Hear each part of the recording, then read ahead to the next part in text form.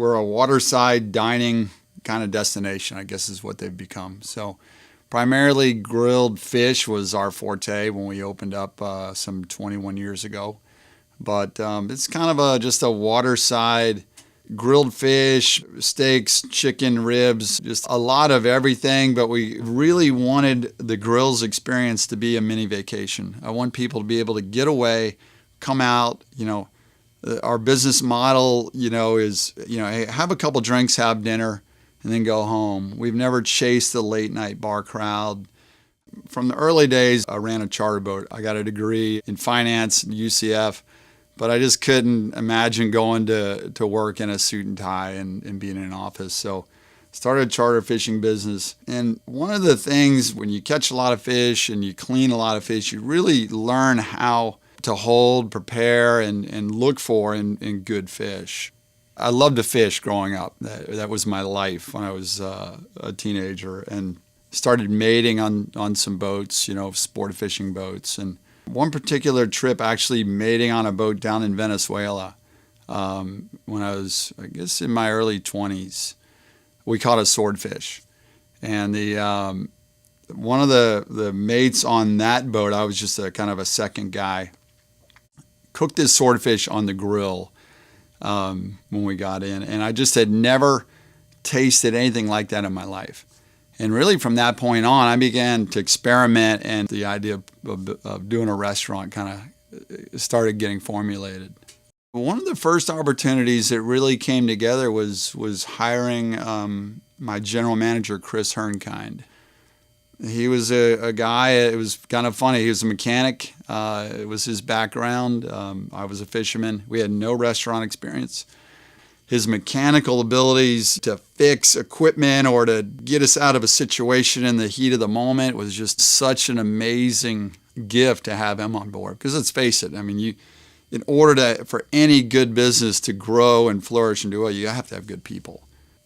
For me, it's really a faith journey. I gotta be honest. I'm a believer in the Lord Jesus.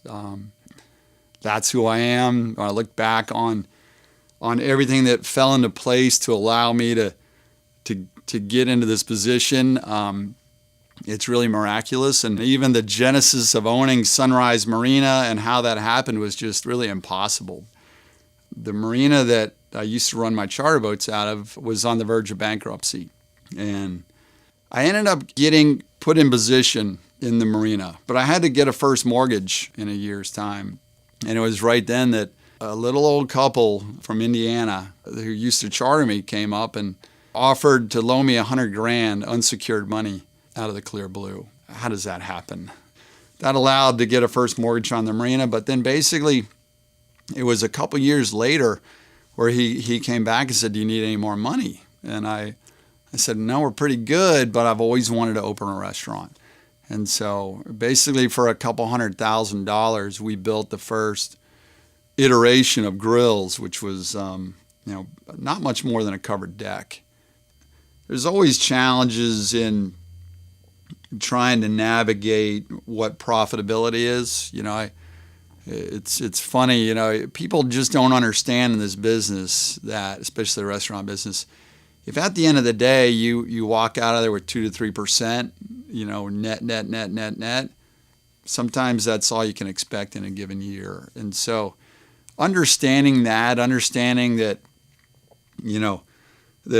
the large amounts of money that would come in meant zero. It really, truly, if anybody is going to get into this business with the idea of money, making money, it's probably going to fail.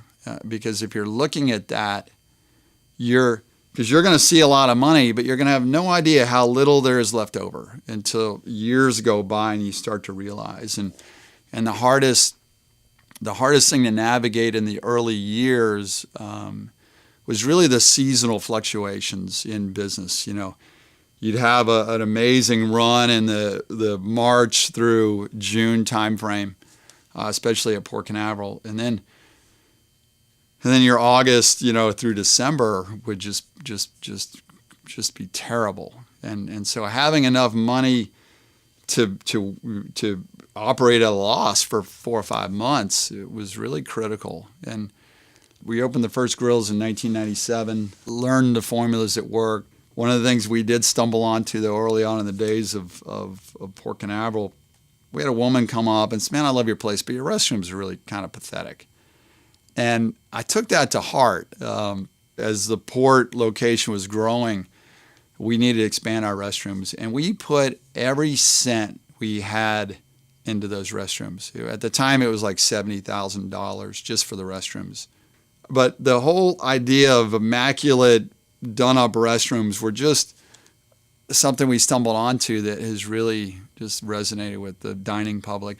One of the awesome things about a business growing is that it lets people move up. We really care about the people that work there. And I've got, obviously I've mentioned Chris, but man, we've got amazing people that really have taken to heart what grills is. And if we're on our game, we're going to be able to give somebody a really good experience. Now, occasionally somebody's going to be off their game or we're going to drop the ball. But you know what? I can go to that table and say, listen, we're going to take care of your meal. We're going to take care of you. We're going to try to make your experience good. And I think people going into the restaurant business have to realize that that's really what it's about, is making sure that people walk through that door have a great time.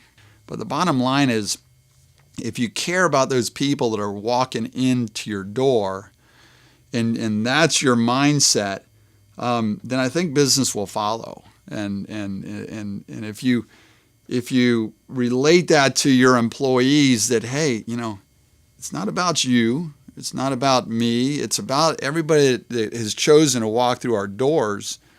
If that's really your heart and your mindset, I think that'll catch on. I think that'll start to flow down to your customers.